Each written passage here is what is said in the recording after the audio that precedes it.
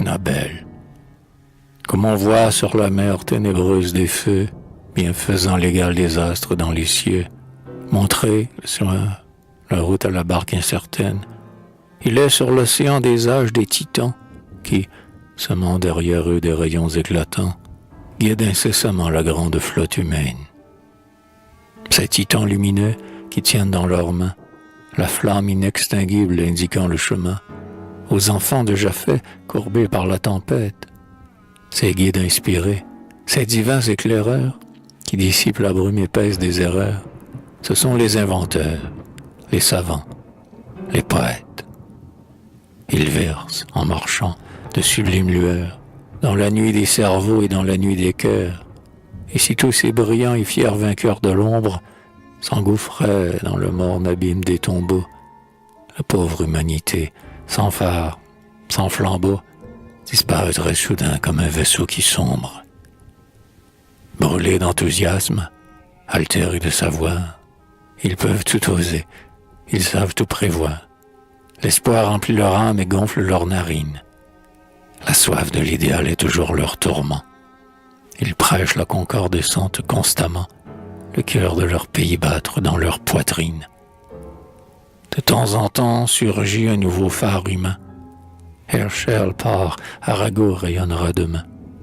À servir d'éclaireur toujours quelqu'un s'obstine. Gutenberg et Harvey sont suivis de Newton. Shakespeare est le hardi précurseur de Milton. Un chénier disparu succède Lamartine. Sans hésitation, sans halte et sans déclin, vont toujours les Bacon, les Pascal, les Franklin, dirigeant les vaisseaux vivants vers quelque rive, l'œil dans les profondeurs de l'azur infini. Après Morse et Fulton apparaît Marconi. Après le grand Linné, le grand Nobel arrive.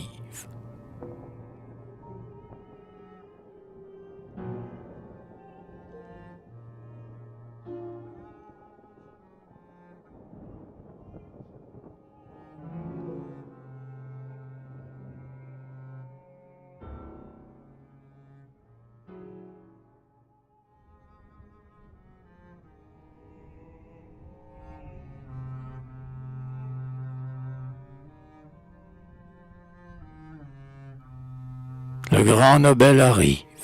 Au sortir du berceau, il quitte la Suède. Il est comme l'oiseau, emporté loin du nid par la brise qui passe. Il doit suivre son père en de lointains pays. Il en revient les yeux et l'esprit ébloui, ivre d'ambition, d'espérance et d'espace. Promenant un regard serein sur l'avenir, et rêvant un bonheur qui ne doit pas finir, il adore une enfant dont la grâce l'enflamme. Et sur sa haute main une lueur du ciel. Hélas, comme l'hymen va lui verser son miel, la mort fauche la fleur qui parfumait son âme. Foudroyé par ce coup de la fatalité, qui n'a pu cependant abattre sa fierté, il fait un vœu qui doit changer son existence. Et, fermant son grand cœur comme on ferme un cercueil, il dit à ses amis attristés de son deuil, « Moi, je n'épouserai jamais que la science. » La science devint l'épouse de Nobel. Elle conçut de l'humain d'enfant immortel. Grâce à cette union libre, austère et fidèle, les Alpes ont senti transpercer leur massif, et le globe, entrouvert au choc des explosifs, donne plus librement les trésors qu'il recèle. La fortune sourit au jeune ambitieux, paradoxe frappant et tout mystérieux. Ce hardi créateur qui cherchait dans ses veilles le plus prodigieux des engins destructeurs, au poète clément prodigua ses faveurs et sans cesse de l'art exalta les merveilles. Autant que formidable il était généreux, tel le Dieu qu'adoraient ses plus lointains aïeux, le Dieu qui d'une main brandissait le tonnerre et de l'autre laissait ruisseler les bienfaits, ouvrier de la guerre, apôtre de la paix. Il fut un nouveau tort éblouissant la terre. Il rêvait, cet étrange et sublime voyant, d'unir les nations en un groupe géant, autour du même autel et de la même table. Il rêvait la concorde au milieu d'un enfer, il rêvait la tendresse en martelant le fer, il poursuivait sans fin ce songe incomparable. « Je voudrais, disait-il, que chaque engin guerrier, pour tous les combattants devint si meurtrier, que chaque souverain devant une bataille recula tout à coup d'une indicible horreur. Je voudrais que l'amour remplaçât la fureur, qu'on fît pleuvoir l'aumône au lieu de la mitraille. Tous les soirs le voyait travailler, chercher, et quand cet homme, un jour, vit la mort s'approcher, il consacra tout l'or de sa fortune immense au triomphe béni des armes de la paix. Il fit un testament qui vivra pour jamais, solennel comme l'art, beau comme la clémence. Pareil testament peut orner un panthéon. Ceux de Pierre le Grand et de Napoléon semblent, ou près, mesquins aux porteurs de la lyre. Il a rempli le monde entier d'étonnement. Et voici ce qu'on peut lire en ce document que ma muse hardie a tenté de traduire.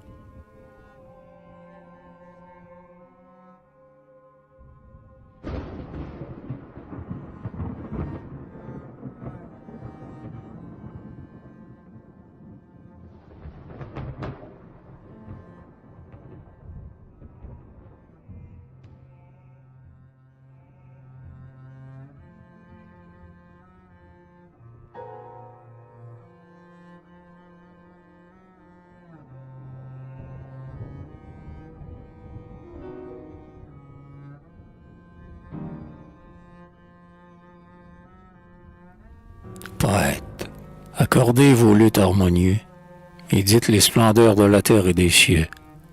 Louez celui qui tient entre ses mains les mondes, que l'on voit resplendir dans les champs éthérés. Chantez les bois, chantez les monts, chantez les prés, chantez l'inviolable immensité des ondes. Montez sur les Horeb, montez sur les Tabors, de ces sommets sacrés épandez vos accords. Oui, montez, oui, planez comme aigle et colombe, et, lorsque vous aurez fatigué votre vol, redescendez, pliez les genoux sur le sol, souriez au berceau et priez sur les tombes. Jetez à tous l'écho suave de vos chants, que vos cœurs soient ouverts à tous, même aux méchants, que vos bras soient l'appui de quiconque chancelle.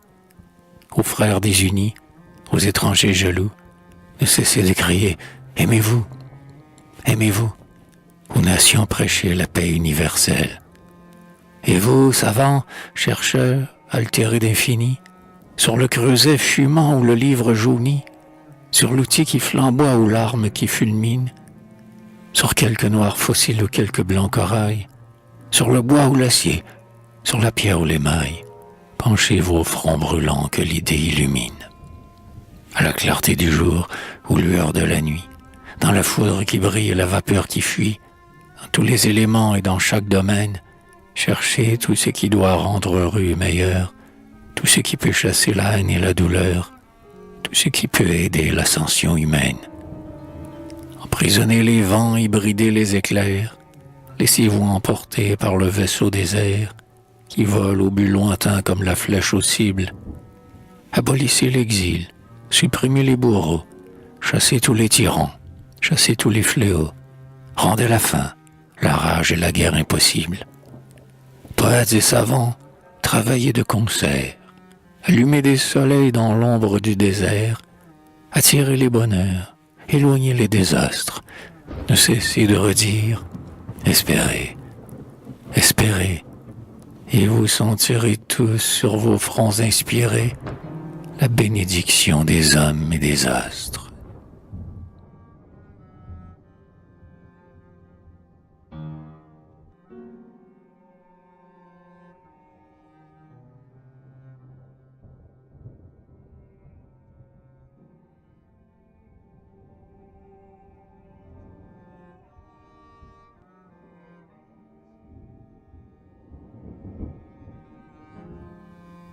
Non, rien n'est comparable à cet enseignement.